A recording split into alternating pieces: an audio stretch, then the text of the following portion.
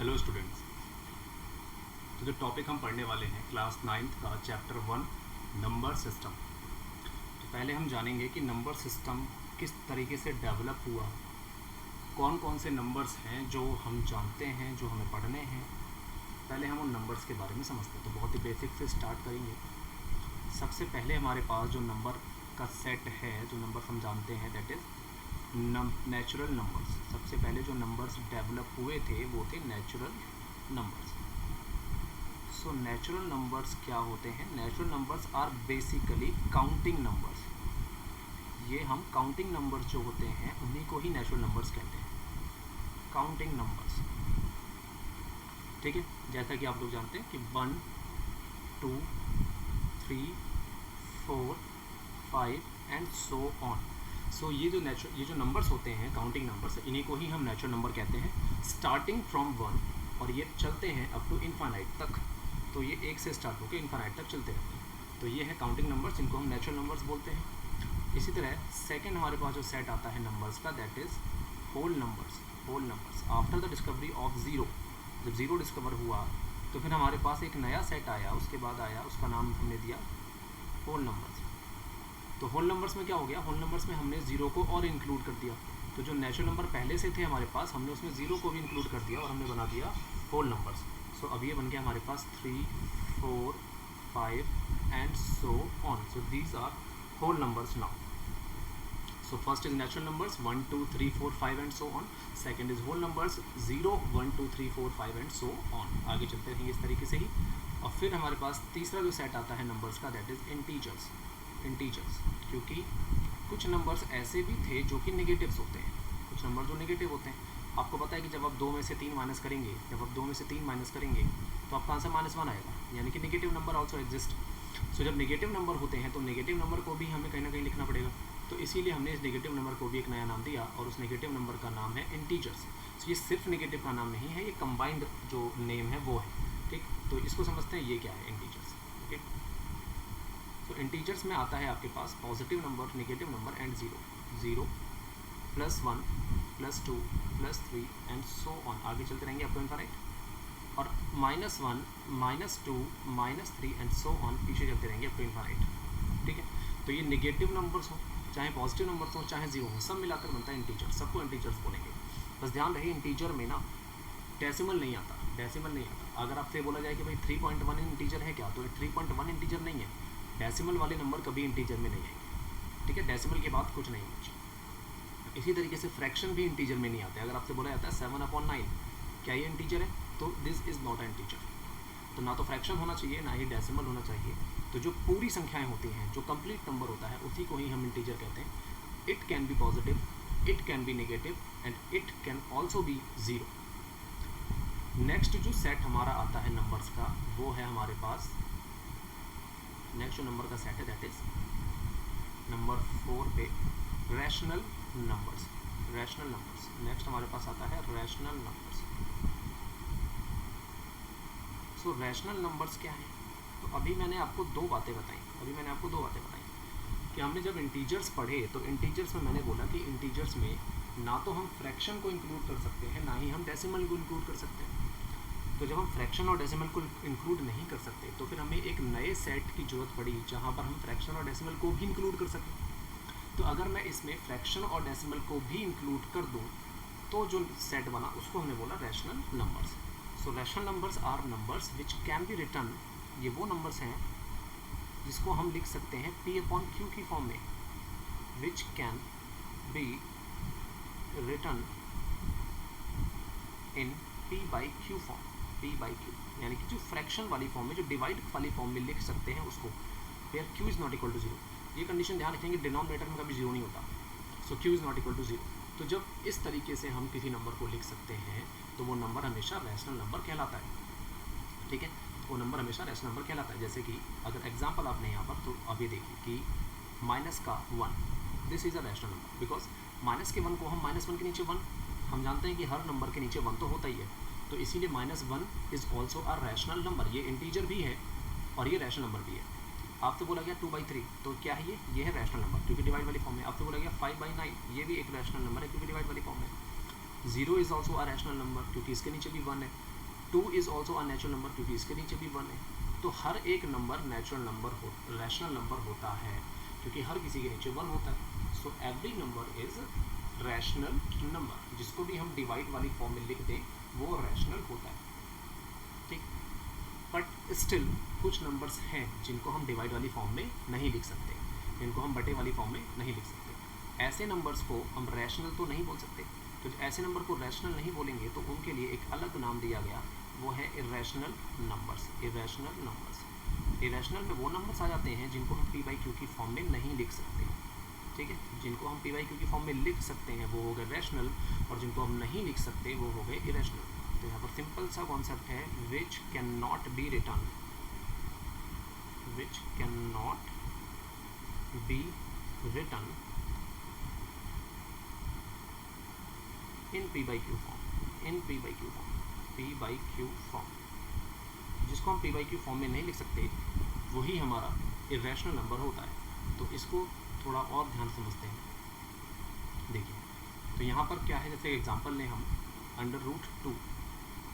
अब ये नंबर जो है वो p अपॉन क्यू की फॉर्म में नहीं लिखा जा सकता, ठीक है। इसी तरीके से √3 ये नंबर p अपॉन क्यू की फॉर्म में नहीं लिखा जा सकता। √5 ये नंबर भी p अपॉन क्यू की फॉर्म में नहीं लिखा जा सकता।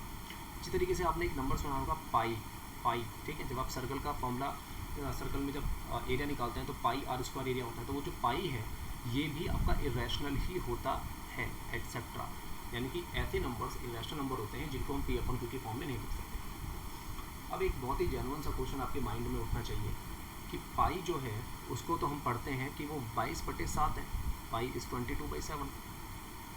यानी कि पाई जो है उसको हम बटे वाली फॉर्म में, उसको हम फ्रैक्शन वाली फॉर्म में लिख सकते हैं। तो इस हिसाब से तो ये रैशनल हुआ, इस हिसाब से ये नंबर हुआ रैशनल। तो फिर हम इसको इरेशनल क्यों बोल रहे हैं? हमने पाई को इरेशनल की कैटेगरी में रखा हुआ है। भाई क्यों रखा हुआ है इरेशनल कैटेगरी में, जबकि वो तो रैशनल है 22/7। तो इसका सिंपल सा आंसर है कि हम जो वैल्यू पढ़ते हैं 22/7 वो अप्रॉक्सीमेट वैल्यू होती है, वो अप्रॉक्सीमेट वैल्यू होती है, वो एग्जैक्ट वैल्यू नहीं होती, ठीक है। हम उसकी लगभग वैल्यू लेके चलते हैं 22/7।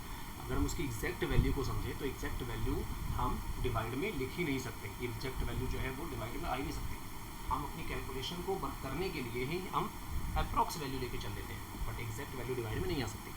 सो पाई इज़ अ इरेशनल नंबर। तो यहाँ तक आपको नंबर समझ में आ गए होंगे, नेचुरल नंबर क्या है, होल नंबर क्या है, इंटीजर्स क्या है, देन रैशनल नंबर कौन से हैं, इरेशनल नंबर कौन से हैं, ठीक। यहाँ तक आपको चीज़ समझ में आ गई होगी।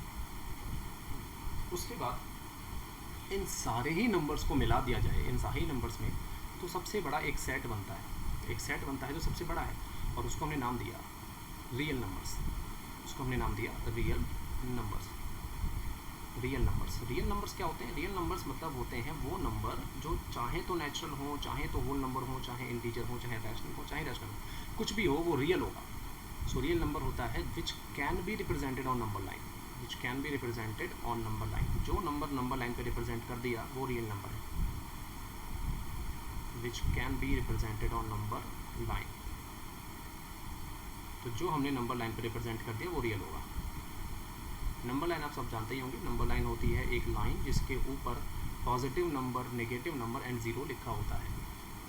उस नंबर लाइन पे हम सारे ही नंबर लिख सकते हैं, कहीं ना कहीं कोई ना कोई नंबर ज़रूर होगा, ठीक है। √2, √3, √5 ये सारे नंबर उस नंबर लाइन पे लाई करते हैं, ठीक है। तो रियल नंबर्स होते हैं सारे नंबर, कोई सा भी नंबर। अब यहाँ तक आप लोगों ने अगर चीज़ समझ ली है तो हम कुछ क्वेश्चंस को करते हैं, कुछ चीज़ें करते हैं, समझ में आएगा कि वो हम कहाँ तक पढ़ चुके हैं। जैसे कि एक नंबर हमने ले लिया -10, और आपसे पूछा गया क्या ये नंबर नेचुरल नंबर है, क्या नंबर नेचुरल नंबर है? आपने बोला नहीं, नेचुरल नहीं है, क्योंकि नेचुरल नंबर 1, 2, 3, 4 यहाँ से ऐसे 1 से स्टार्ट होते हैं, जबकि ये तो नेगेटिव है, नेगेटिव नंबर नेचुरल नहीं हो सकता। क्या ये नंबर होल नंबर है? तो आपने कहा नहीं जी, होल नंबर भी नहीं है, क्योंकि होल नंबर में 0, then 1, then 2, then 3 ये आता है, बट ये तो माइनस में है तो ये भी होल नहीं है। फिर आप कहते हैं जी इंटीजर है क्या ये नंबर? इंटीजर है। तो इंटीजर के लिए आपने क्या देखा कि आपने देखा कि -10 आ रहा है, और नेगेटिव नंबर तो इंटीजर में होते ही हैं, लेकिन साथ साथ कंडीशन भी होती है कि वो नंबर डेसिमल या फ्रैक्शन में नहीं होना चाहिए।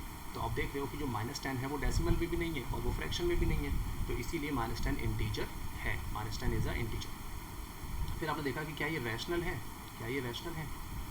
तो रैशनल तो वो नंबर होते हैं जिनके डिवाइड वाली फॉर्म में लिखे हो सकते हैं, ठीक है, जो p/q की फॉर्म में होते हैं। तो आप देख रहे हो कि जो 10 है इसके नीचे मैं 1 लिख सकता हूँ, तो जब 10 के नीचे 1 लिख सकता हूँ तो ये 50/2 की फॉर्म में आ गया, तो ये रैशनल भी है। और इरेशनल की अगर हम बात करते हैं तो अगर कोई नंबर रैशनल हो जाता है तो वो इरेशनल हो ही नहीं सकता, क्योंकि रैशनल और इरेशनल दो अलग बातें हैं। अगर कोई नंबर रैशनल है तो मतलब वो इरेशनल बिल्कुल नहीं है, और अगर कोई नंबर इरेशनल है तो वो रैशनल बिल्कुल नहीं है, ठीक है। यानी कि दोनों में से कोई एक ही हो सकता है वो। तो अगर रैशनल हो गया तो रैशनल में रॉन्ग कर दीजिए, टिक कर दीजिए कि रैशनल नहीं होगा, ठीक है। Then comes real number. क्या ये नंबर रियल नंबर है? तो वहाँ सारे नंबर रियल होते हैं भाई साहब, सारे नंबर रियल होते हैं, तो कोई कुछ नहीं देखना, रियल नंबर में तो टिक कर दो, सारे नंबर रियल होते हैं। एक और एग्जांपल लेके चलते हैं। मान लीजिए आपको दे रखा है 2/3, 2/3। क्या ये नंबर नेचुरल है? तो आपने भाई मना करा, नेचुरल नहीं है, क्योंकि ये नंबर एक कंप्लीट नंबर नहीं है, यानी कि 2 हो, 3 हो, 4 हो, 5 हो, 10 हो, 12 हो, कंप्लीट नंबर नहीं है, ये डिवाइड में आ रहा है, तो इसीलिए ये नेचुरल नहीं है। होल भी नहीं है, क्योंकि होल में भी यही सीन होता है। इंटीजर भी नहीं है, इंटीजर में भी यही सीन होता है। मैंने आपको समझाया था, इंटीजर में फ्रैक्शन नहीं लिया जा सकता, इंटीजर में डेसिमल नहीं लिया जा सकता। ये फ्रैक्शन में है तो इंटीजर नहीं होगा, रैशनल होगा क्योंकि फ्रैक्शन में है 2/3, और अगर रैशनल है तो ये रैशनल हो ही नहीं सकता। और रियल नंबर तो होता ही है, कोई भी नंबर हो। अगर हमने ले लिया √3 तो क्लियर है, क्योंकि ये नंबर रूट में आ रहा है, तो रूट का कोई भी नंबर नेचुरल नहीं बनेगा जब तक कि हम उसका रूट हटा ना सकें। तो हम √3 का रूट नहीं हटा सकते। इसी तरह होल नंबर भी नहीं हुआ, इंटीजर भी नहीं हुआ, क्योंकि कोई चीज़ की रूट में आ गया तो इंटीजर हो नहीं सकता, कंप्लीट नंबर ही हमेशा इंटीजर होता है। रैशनल नहीं हो सकता, क्यों? क्योंकि रूट में जो 3 है वो इरेशनल है, तो अगर कोई नंबर इरेशनल है तो वो रैशनल नहीं है। और रियल तो होगा ही होगा, क्योंकि कोई भी नंबर रियल होता ही होता है।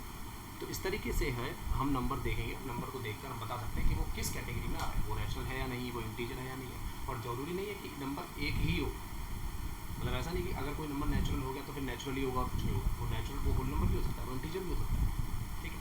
सो यहाँ तक ये नंबर सिस्टम था, डिफरेंट काइंड ऑफ नंबर्स थे जो हम लोगों ने अभी तक पढ़े हैं। इतने नंबर जो हैं वो अभी तक जानकारी में हैं। नाउ आगे बढ़ते हैं। अब देखिए, आपको कुछ स्टेटमेंट्स दे रखी है और हमें यहाँ पर ट्रू एंड फॉल्स बताना है कि कौन सी स्टेटमेंट सही है, कौन सी गलत है। तो पहली स्टेटमेंट जो है पहले उसको समझते हैं। So first statement is every whole number is a natural number. Every whole number is a natural number, हर होल नंबर एक नेचुरल नंबर है। तो क्या ये स्टेटमेंट ट्रू है? तो देखिए, 0 इज़ अ होल नंबर, 0 एक होल नंबर है, लेकिन क्या ये नेचुरल है? क्या ये नेचुरल है? 0 इज़ अ होल नंबर, लेकिन ये नंबर नेचुरल तो नहीं है, बट नॉट नेचुरल, बिकॉज हम जानते हैं कि नेचुरल नंबर 1 से स्टार्ट होते हैं। तो ये 0 जो है वो तो नेचुरल नहीं है, नॉट नेचुरल नंबर। तो अगर 0 होल है बट नेचुरल नहीं है, इसका मतलब कि every whole number is natural number कैसा हुआ? फॉल्स हुआ, फॉल्स हुआ, ठीक है। सारे होल नंबर नेचुरल नंबर नहीं बनेंगे, क्योंकि सारे होल नंबर की अगर बात कर रहे हैं तो उसमें 0 भी आ गया, और 0 तो नेचुरल नहीं है, इसीलिए हम कहेंगे कि सारे होल नंबर नेचुरल नंबर नहीं होते। This is false. Second point पे आते हैं। सेकेंड पॉइंट कहता है कि every integer is a rational number. हर इंटीजर रैशनल नंबर होता है। क्या ये बात सही है? हर इंटीजर रैशनल नंबर होता है। तो देखिए, कोई भी इंटीजर जब लिखा जाता है तो वो ऐसे ही तो होता है, 0 या फिर 1 या फिर 2 या फिर 3 या फिर सो ऑन, या फिर वो नेगेटिव में होता है, -1 -2 -3 एंड सो ऑन। और मैंने आपको बोला कि रैशनल नंबर वो होते हैं जिनको डिवाइड में लिखा जा सकता है। तो हर नंबर के नीचे 1 तो होता ही होता है, सबको पता है, सबको पता है हर नंबर के नीचे 1 है, हर नंबर के नीचे 1 है। इसका मतलब कि कोई भी नंबर, अगर मैं इंटीजर वाले सेट से कोई भी नंबर उठाऊं तो वो नंबर रैशनल ज़रूर होगा, क्योंकि उसके नीचे 1 तो होगा ही होगा। इसीलिए every integer is a rational number is true statement. ये स्टेटमेंट सही है, हर इंटीजर रैशनल होता है। अगला, every rational number is integer. Her rational number, उल्टा कर रहे हैं हम, हर रैशनल नंबर इंटीजर होता है। क्या ये बात सही है या गलत? हर रैशनल नंबर इंटीजर होता है। तो सोचिए, क्या कोई ऐसा रैशनल नंबर है जो इंटीजर ना हो? क्या कोई ऐसा रैशनल नंबर है जो इंटीजर ना हो? तो सपोज 1/2, 1/2 ये एक रैशनल तो है, क्योंकि भाई फ्रैक्शन में अगर आ रहा है तो रैशनल तो है। लेकिन क्या मैं बोल सकता हूँ कि ये इंटीजर है? तो भाई इंटीजर नहीं है, क्योंकि इंटीजर में तो कंप्लीट नंबर आते हैं, जबकि ये 1/2 हाफ है, तो ये इंटीजर नहीं है। सो रैशनल है बट इंटीजर नहीं है। सो यहाँ से मैं ये बोल सकता हूँ कि every rational number is not integer. हर एक रैशनल नंबर इंटीजर नहीं होता भाई, कुछ नंबर ऐसे भी होते हैं जो रैशनल है बट इंटीजर नहीं है। तो दिस स्टेटमेंट इज़ फॉल्स। तो इस तरीके से आई होप आपको क्लियर हुआ होगा कि नंबर में क्या रिलेशन है, होल नंबर नेचुरल नंबर में क्या रिलेशन पाए जाते हैं सारे नंबर सेट्स में। चलिए आगे बढ़ते हैं। देखिए, बहुत इंपॉर्टेंट टॉपिक और क्वेश्चन बनता है, find 5 rational numbers between 1 and 2। ऐसा क्वेश्चन आपको एग्जाम में देखने को जरूर मिल सकता है जब दो नंबर दे रखे होंगे और उनके बीच में आपको कुछ रैशनल नंबर निकालने को बोला होगा। जैसे यहाँ पर बोला है 5 रैशनल नंबर निकालिए, ऐसी कुछ भी रैशनल नंबर निकालने को बोला हो सकता है। ठीक, तो पहले तो आप ये समझिए कि किन्हीं भी दो नंबर्स के बीच में इनफाइनाइट नंबर्स पाए जाते हैं। कोई भी दो नंबर अगर आप लेंगे तो उन दोनों के बीच में इनफाइनाइट नंबर 1 और 2 के बीच में इनफाइनाइट नंबर होते हैं, इनफाइनाइट नंबर। ठीक है, अब आप मेरी बात समझिए। ऐसे क्वेश्चन में करने के लिए हम क्या करते हैं कि हमें कितने नंबर निकालने हैं, हमें निकालने हैं 5। तो जो नंबर हमें गिवन है पहले आप उसको लिखो 1 and 2, 1 and 2। अब हमें जितने नेचुरल नंबर निकालने हैं, हमें जितने रैशनल नंबर निकालने हैं, हमें निकालने हैं 5। उसमें से एक बढ़ा दीजिए। तो 5 में अगर मैं एक बढ़ा दूंगा तो बन जाएगा 6। अब उस 6 को ही आप डिवाइड करिए और मल्टीप्लाई करिए दोनों नंबरों से। जैसे 1 है तो 1 के साथ आप 6 मल्टीप्लाई भी करेंगे और डिवाइड भी करेंगे, और इसी तरीके से 2 के साथ आप 6 मल्टीप्लाई भी करेंगे और डिवाइड करेंगे। ठीक है, ये हमारा तरीका यहाँ पर होना चाहिए। जितने हमें नंबर निकालने हैं उसमें एक जोड़ दीजिए, और एक जोड़ने के बाद देखिए कि जो नंबर आएगा उसको ही मल्टीप्लाई डिवाइड कराना है। तो 1 के साथ मैंने 6 को मल्टीप्लाई डिवाइड कराया, 2 के साथ मैंने 6 को मल्टीप्लाई डिवाइड कराया। अब ये क्या बन गया, ये आपका बन गया 6/6, ये आपका बन गया 6/6, एंड ये आपका बन गया है 12/6, ये बन गया 12/6। दोनों के डिनोमिनेटर सेम होने चाहिए, ये कंडीशन ध्यान दें, डिनोमिनेटर शुड बी सेम। तो यहाँ पर तो ऑलरेडी सेम है 6 और 6 दोनों के ही। तो एक मेरा बन गया 6/6 और दूसरा बन गया 12/6। अब 6 और 12 के बीच में 5 नंबर चाहिए, तो भाई 5 नंबर बड़े आसानी से लेके जा सकते हैं। Therefore 5 numbers, 5 rational numbers, number भी कौन से रैशनल, तो 5 rational numbers between 1 and 2 are. तो 1 और 2 के बीच में जो 5 नंबर हमें निकालने थे वो कहते होंगे, देखो यहाँ पे 6/6 ना, तो 6 के बाद आप गिनती चालू कर दो, 7/6, फिर आएगा 8/6, फिर आएगा 9/6, फिर 10/6 एंड देन 11/6, क्योंकि उसके बाद आ जाएगा 12/6 और हमें 12 से पीछे रहना है। हमें 6/6 से आगे और 12/6 से पीछे रहना है। तो देखिए ये जो नंबर्स हैं ये इन दोनों के बीच में ही लाई करते हैं। तो 1 और 2 के बीच में जो 5 नंबर हमें चाहिए थे वो ये रही।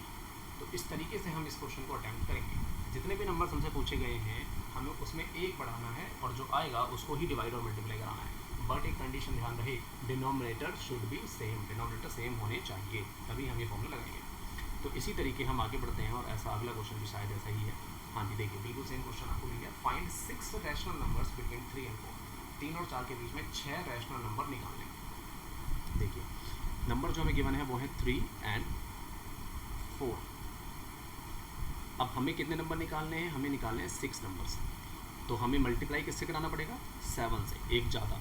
तो हमने 7 से मल्टीप्लाई कराया और 7 से डिवाइड भी कराया। तो 3 को पहले हमने 7 से मल्टीप्लाई कराया, 7 से डिवाइड कराया, एंड 4 को हमने 7 से मल्टीप्लाई कराया, 7 से डिवाइड कराया। अभी आपका बन गया 21/7 एंड ये आपका बन गया 28/7। अब 21, अब डिनोमिनेटर दोनों के सेम है, ये कंडीशन तो हो गई। 21/7 और 28/7 के बीच में जितने भी नंबर आते हैं हमें 6 नंबर लिखने हैं। तो हम यहाँ आप यहाँ पर 6 नंबर लिख दो। Therefore 6 numbers, 6 rational numbers, 6 rational numbers between 3 and 4, 3 and 4 are क्या होंगे। तो 21 के बाद से काउंटिंग कर दीजिए, 22/7, 23/7, 24/7, 25/7, 26/7 एंड 27/7। तो यहाँ से आप काउंट करेंगे, ये 6 नंबर हैं जो कि इनके बीच में लाई करते हैं। तो बस बहुत ही सिंपल कॉन्सेप्ट ऐसे क्वेश्चंस का भी रहता है। चलिए अगले क्वेश्चन की तरफ बढ़ते हैं। अगला क्वेश्चन भी बिल्कुल उसी तरीके का ही क्वेश्चन है। Find 5 rational numbers between 3/5 and 4/5। तो अब ध्यान रहे कि हम जो रैशनल नंबर निकाल रहे हैं वो दो फ्रैक्शन के बीच में। पहले क्या था, पहले पूरे नंबर थे, ठीक है। लेकिन मैंने आपको बताया कि कॉन्सेप्ट सबका सेम है, बस एक कंडीशन ध्यान रखनी है, denominator should be same, denominator दोनों के सेम होने चाहिए। तो यहाँ पर आप देख रहे हैं कि एक नंबर जो आपको दे रखा है वो है 3/5। और जो दूसरा नंबर दे रखा है वो है 4/5। तो डिनोमिनेटर तो दोनों का सेम है ही, 5 और 5, ठीक है। तो अगला स्टेप क्या होता है, अगला स्टेप ये होता है कि आपको जितने नंबर निकालने हैं, जैसे आपको निकालने हैं 5 नंबर, तो आप एक बढ़ा दीजिए और उसी से मल्टीप्लाई कराइए, डिवाइड कराइए। तो आपने 5 में से एक बढ़ाया, यानी कि 6 से मल्टीप्लाई कराया और डिवाइड कराया। तो 3/5 को आपने 6 से मल्टीप्लाई 6 से डिवाइड कराया। इसी तरीके से 4/5 को आपने 6 से मल्टीप्लाई और 6 से डिवाइड कराया। अब ये वाला जो फ्रैक्शन है ये बन जाएगा 18/30, 18/30। एंड ये वाला जो फ्रैक्शन बन जाएगा वो बन जाएगा 24/30, 24/30, वो ये वाला फ्रैक्शन बन गया। अब दोनों के डिनोमिनेटर तो सेम है ही, तो 18 और 24 के बीच में जितने भी नंबर आते हैं लिख दीजिए। आपको 5 नंबर चाहिए तो 5 नंबर लिख दीजिए। तो 5 नंबर्स बिटवीन 18/30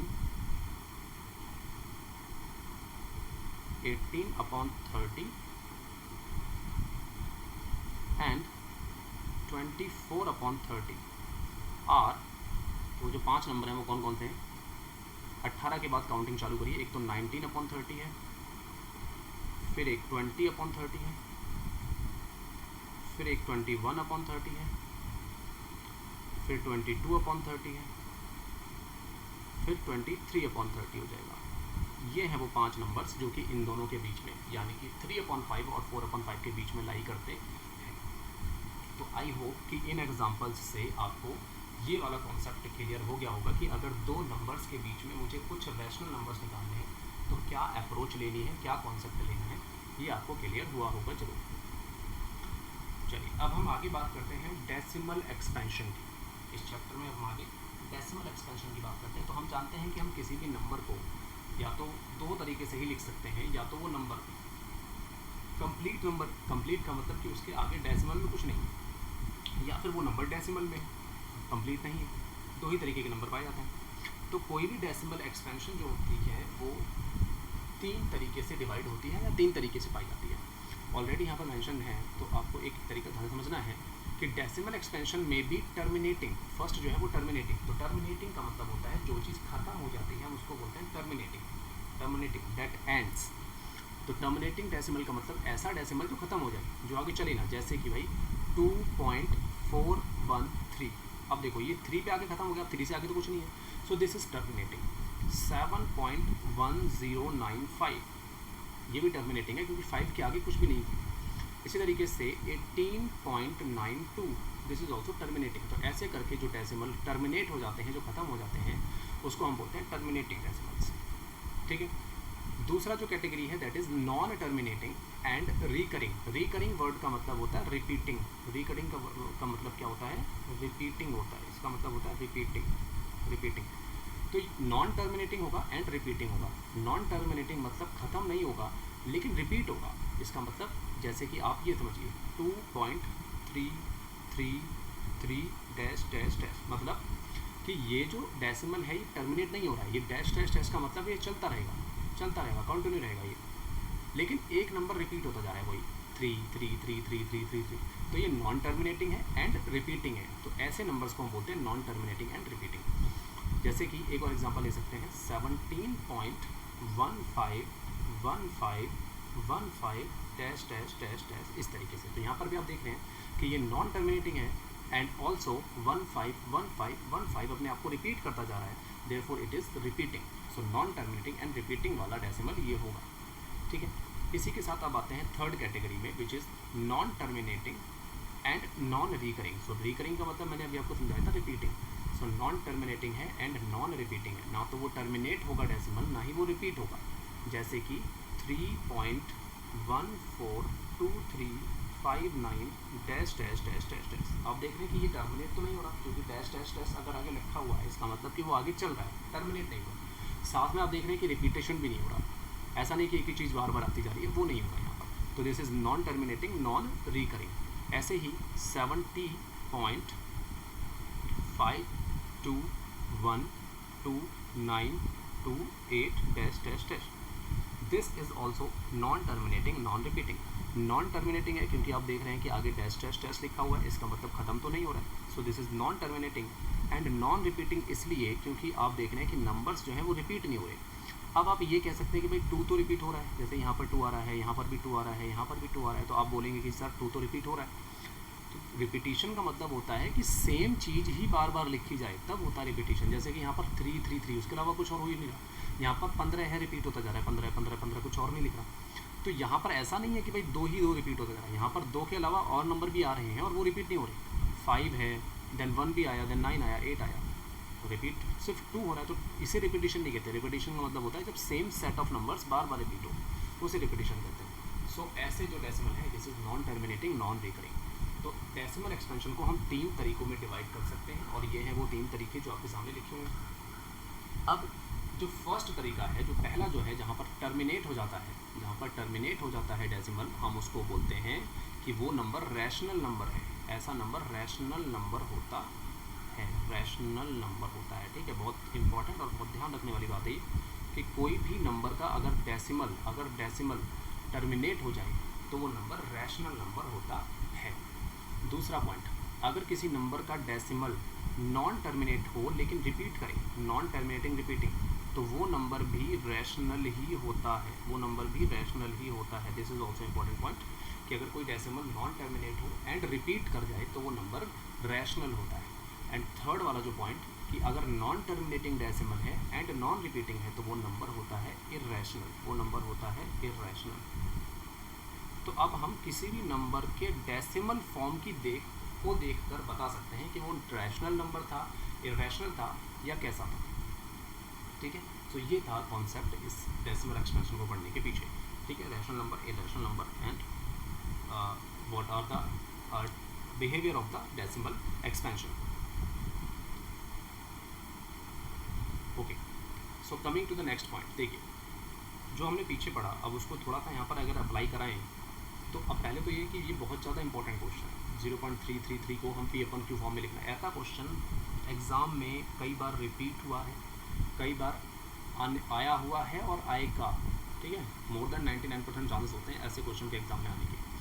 तो ध्यान से समझेंगे इस क्वेश्चन को। क्या बोला गया है कि हमें 0.333 डैश को P/Q की फॉर्म में लिखना है। तो P/Q की फॉर्म में कैसे लिखेंगे, यानी कि फ्रैक्शन वाली फॉर्म में कैसे लिखेंगे, तो उसको समझना है। तो हमने क्या करा, हमने मान लिया कि जो नंबर हमें गिवन है वो x है, that x is equal to 0.333 dash dash dash, ये हमारे पास x है। अब यहाँ पर हमने करा ये, हमने ये देखा कि कितने नंबर रिपीट हो रहे हैं। पहले तो हमने इसको इक्वेशन नंबर 1 बोल दिया। अब हमने ये देखा कि भाई कितने नंबर रिपीट होते जा रहे हैं, तो एक ही नंबर है जो बार बार रिपीट होता जा रहा है। भाई 3 3 3 3, एक ही नंबर है जो रिपीट हो रहा है। तो अगर एक ही नंबर रिपीट हो रहा है तो आप 10 से मल्टीप्लाई कराइए। ठीक है, अगर एक नंबर का रिपीटिशन है तो मल्टीप्लाई किससे कराएंगे, 10 से। अगर 2 नंबर का रिपीटिशन है तो हम मल्टीप्लाई कराएंगे 100 से। अगर 3 नंबर रिपीट करते हैं तो मल्टीप्लाई कराएंगे 1000 से। तो आप ये चीज़ समझ रहे होंगे कि जितने नंबर्स रिपीट करते हैं आपको उतने ही ज़ीरो से मल्टीप्लाई कराना होता है। यानी कि अगर एक नंबर रिपीट कर रहा है तो 10 से कराइए जिसमें 1 ज़ीरो होता है। अगर 2 नंबर रिपीट कर रहे हैं तो आप 100 से मल्टीप्लाई कराइए जिसमें 2 ज़ीरो होते हैं। और अगर 3 नंबर रिपीट कर रहे हैं तो आप 1000 से मल्टीप्लाई कराइए जिसमें 3 ज़ीरो होते हैं। अब हमारे क्वेश्चन में एक ही नंबर रिपीट हो रहा है 3, तो हम क्या करेंगे, हम इसको मल्टीप्लाई कराएंगे 10 से। हम इसको मल्टीप्लाई कराएंगे 10 से, सो मल्टीप्लाइंग बाई 10। और जब हम मल्टीप्लाई कराते हैं किसी भी इक्वेशन में तो दोनों तरफ कराते हैं। तो मल्टीप्लाइंग बाई 10, तो मल्टीप्लाई कराएंगे तो यहाँ पर तो बन जाएगा 10x, और जब मैं इसको 10 से मल्टीप्लाई कराऊंगा तो इसका जो पॉइंट है वो एक आगे शिफ्ट हो जाएगा, यानी कि ये 3.333 टेस्ट टेस्ट टेस्ट टेस्ट ऐसा बन जाएगा। ठीक है, हमने इसको लिख दिया इक्वेशन नंबर 2। अब हम इक्वेशन नंबर 2 में से इक्वेशन नंबर 1 को करेंगे सबट्रैक्ट। इक्वेशन 2 में से हम माइनस करेंगे इक्वेशन 1 को। ठीक है, इक्वेशन 2 में से अब हम इक्वेशन 1 को करेंगे माइनस। ओके, तो इक्वेशन 2 क्या थी, इक्वेशन 2 थी भाई 10x equal to 3.333 test test test, और इक्वेशन 1 थी x equal to 0.333 test test test. Minus करेंगे तो साइन हो जाता है चेंज, नीचे वाली इक्वेशन का साइन हो जाएगा चेंज। ओके, अब ये तो कैंसिल हो गया। कैंसिल मतलब 0 पॉइंट, देखिए 3 के आगे जो नंबर है वही नंबर 0 के आगे भी है, तो जो डेसिमल का पार्ट वाला है, डेसिमल के बाद वाला जो पार्ट है वो तो कैंसिल हो गया। सो 3 में से 0 घटाऊंगा तो मेरे पास आंसर 3 आएगा। बताओ कर दो। ठीक है, इन दोनों को माइनस करके मेरा आंसर कितना आएगा, 3 आएगा। और यहाँ पर मैं 10x में से x माइनस कर दूँगा तो मेरे पास आंसर आएगा 9x। अब जब मैं x निकालूंगा तो आप यहाँ पर देख सकते हैं इसको आगे कि x जो हो जाएगा वो हो जाएगा 3/9 के इक्वल, यानी कि 1/3 डिवाइड करने पर 1/3 आ जाएगा। सो हम इसको p/q की फॉर्म में लिख चुके हैं। p/q 1/3 जो है वो p/q की फॉर्म है, सो हमने इसको p/q फॉर्म में लिख दिया। तो इस तरीके का क्वेश्चन जरूर आ सकता है एग्जाम में कि आपको डेसिमल एक्सपेंशन गिवन होगा और उसको आपको लिखना होगा p/q की फॉर्म में। तो जो तरीका मैंने आपको बताया कि अगर एक पॉइंट रिपीट हो रहा है तो 10 से मल्टीप्लाई कराना है, अगर 2 पॉइंट रिपीट हो रहे हैं तो 100 से, अगर 3 पॉइंट रिपीट हो रहे हैं तो 1000 से मल्टीप्लाई कराना है। इस कॉन्सेप्ट से आप सारे क्वेश्चन इस टाइप के कर सकते हैं।